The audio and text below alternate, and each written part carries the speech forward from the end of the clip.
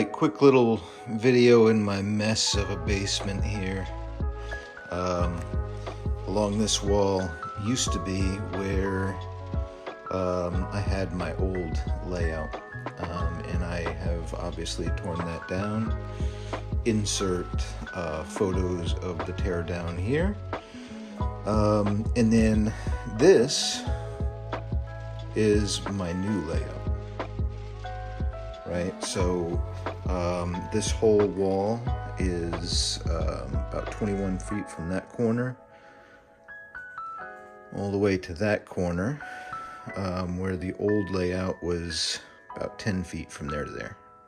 So there's obviously it's twice the length,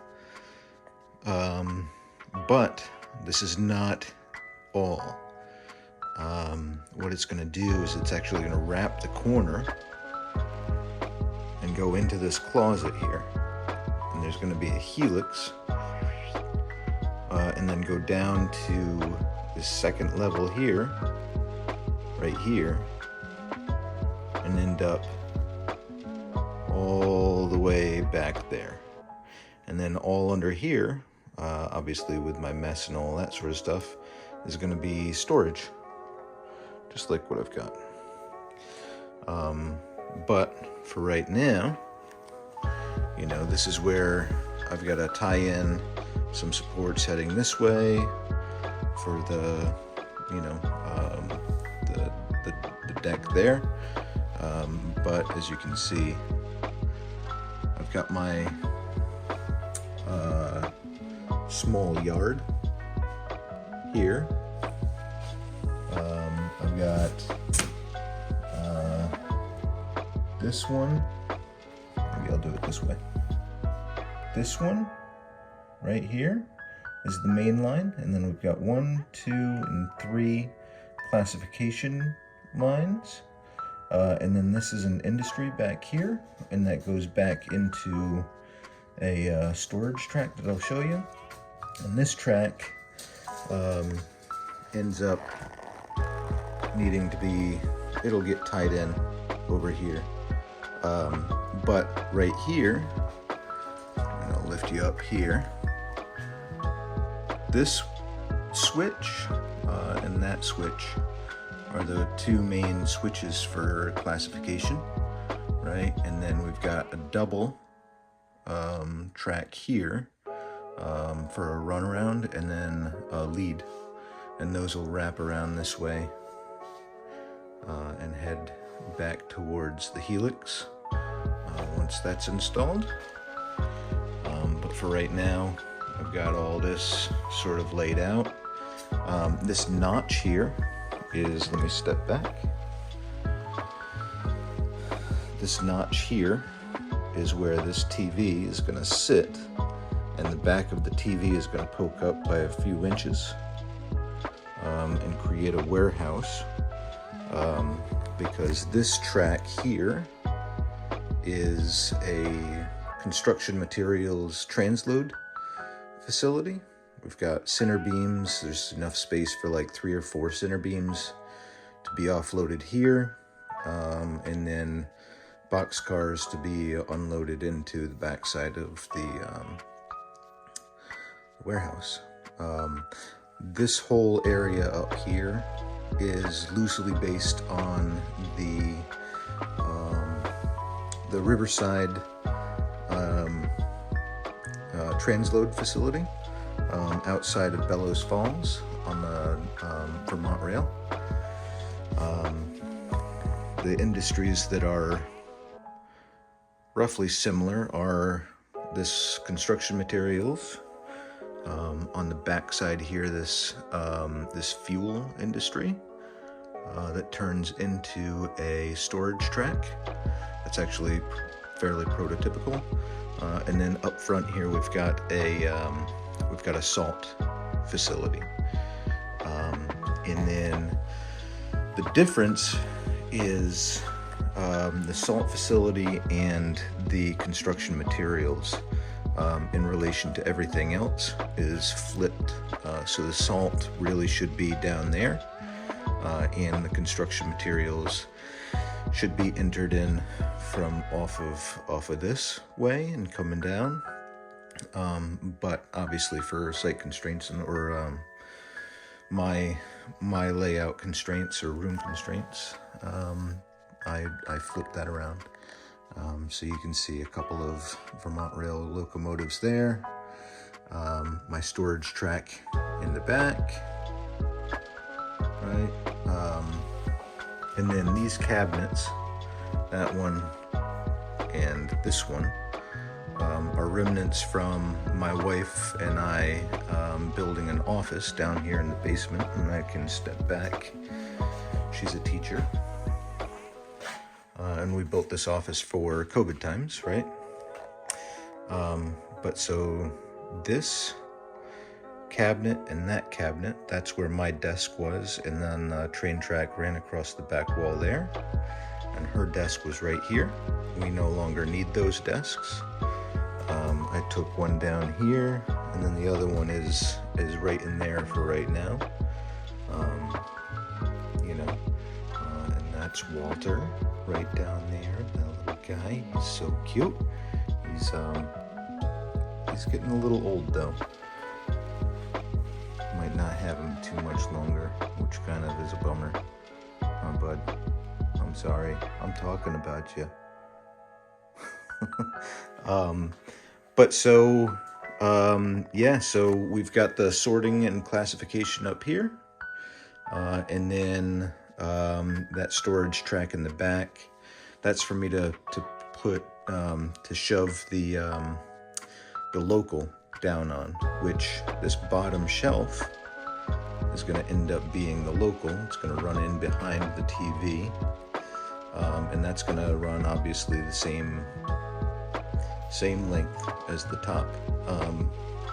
Down here is essentially the rail's just going to kind of peter out into a couple of dead end in a couple of industries, and I think on this bottom level I've got like 8 industries planned, and on the top level I've got about 4 industries.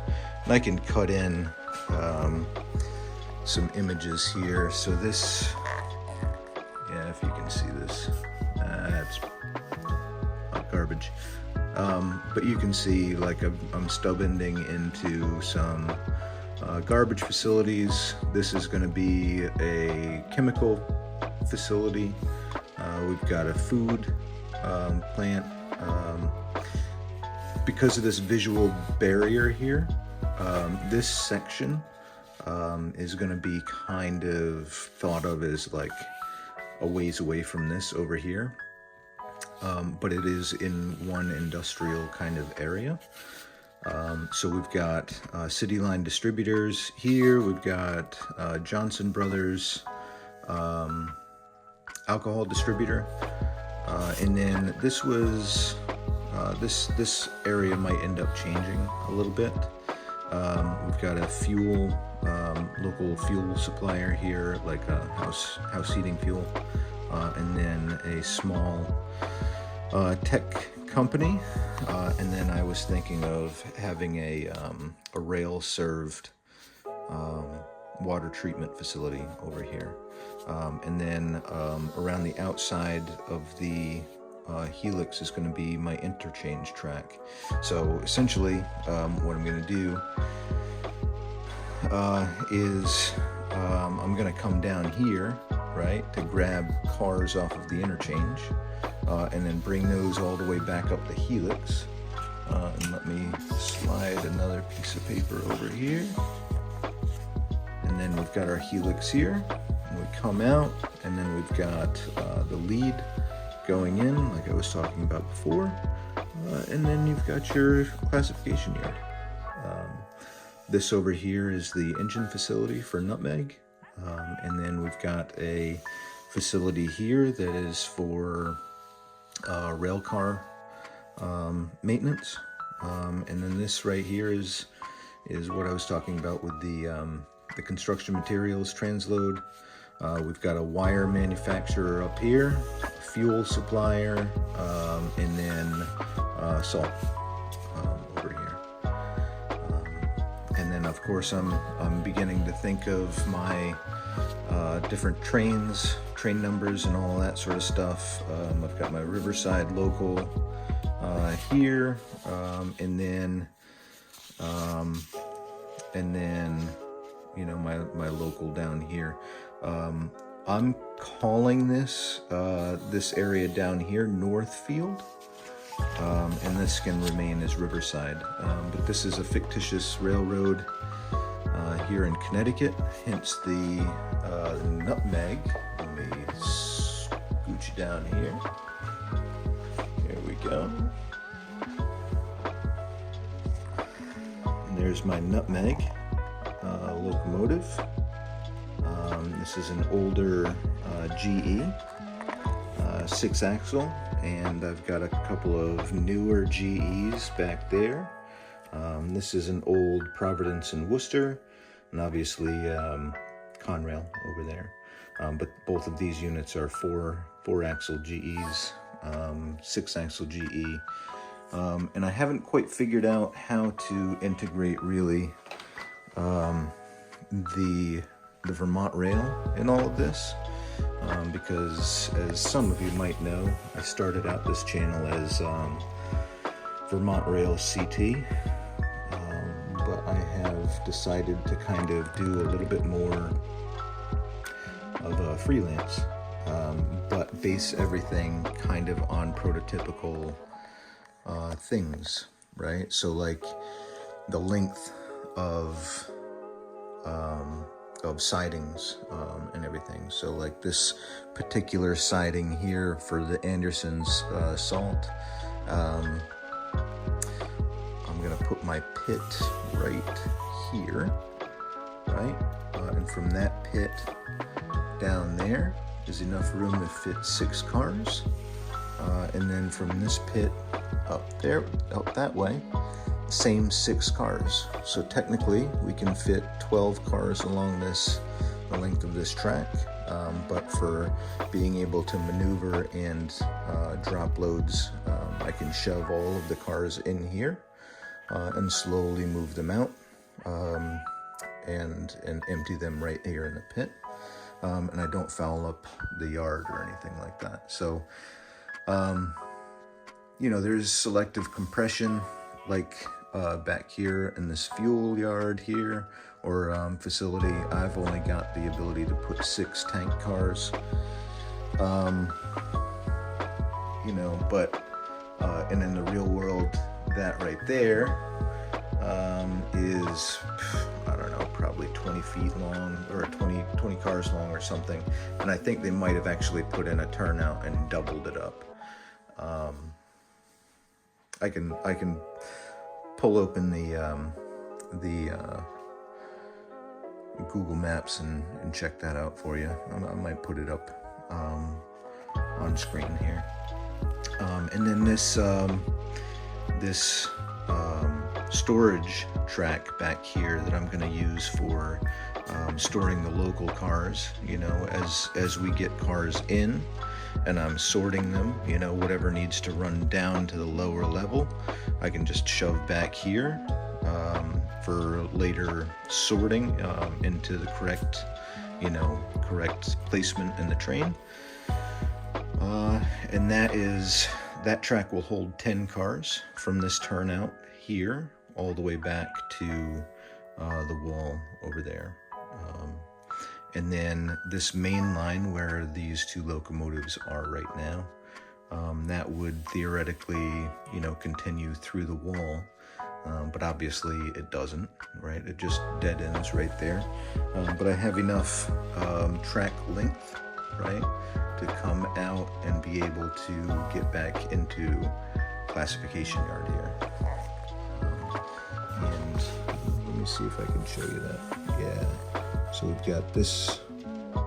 This is 1, 2, and 3.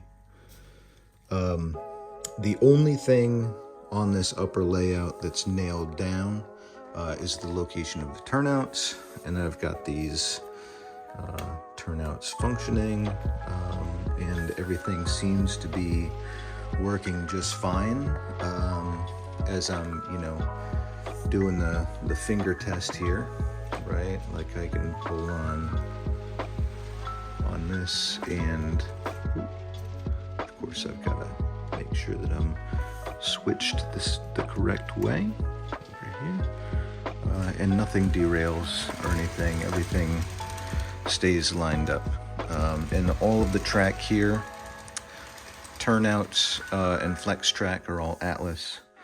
So these turnouts aren't spring loaded, but they do have spring inside of these Caboose Industry throw switches, or ground throws. So it keeps the track nice and tight up to the sides. I don't know how these are actually going to fare once I get everything powered up. That's kind of my next step, is get it powered up. Either get it powered up or work on getting that section of track in, so that I've got a lead so that I can actually do some yard operations. But yeah, that's what I've been working on. So obviously I haven't been doing any filming of trains because there's no trains to film yet. Hang with me, and I'm sure there will be. I'm looking forward to getting that section of track in. But of course, in order to do that, I got to get into that closet over there, which is going to be, that's going to be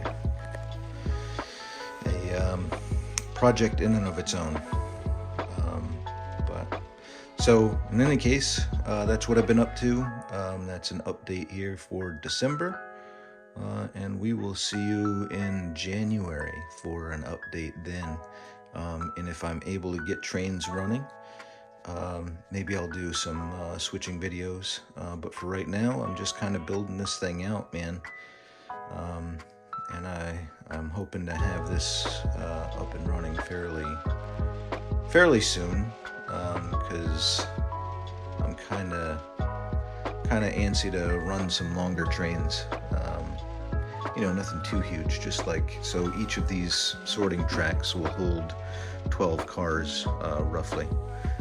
So about 12 car trains, and which is going to be double locomotive sort of action. And then we've got of course the custom painted switching units. I've got a GATX GP15 for yard switching as well, and a couple of older U-boats, 4-axle U-boats that I can put into switching. And then I've actually got little funny idea, but it doesn't really tie in right now. I just ordered won my bid for some passenger cars, and I think what I'm going to do is I'm going to take a page from the Green Mountain Railroad, which is owned obviously by the Vermont Rail, and I'm going to have a dinner train. And I think that's how I'm gonna do my track updates. I'll probably start down there with my dinner train, and I'll just sort of move the train along, explaining what I've done and what I'm doing as I go, and wind it all the way over there, down, and then back over here, right?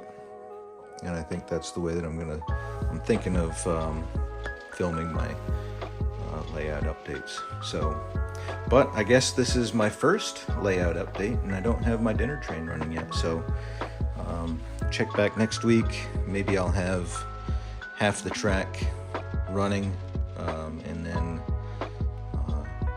give it a few more months. My goal this winter is to just simply have both levels with track, and being able to have a train start here and then go all the way down, down into the last industries down here and back, right?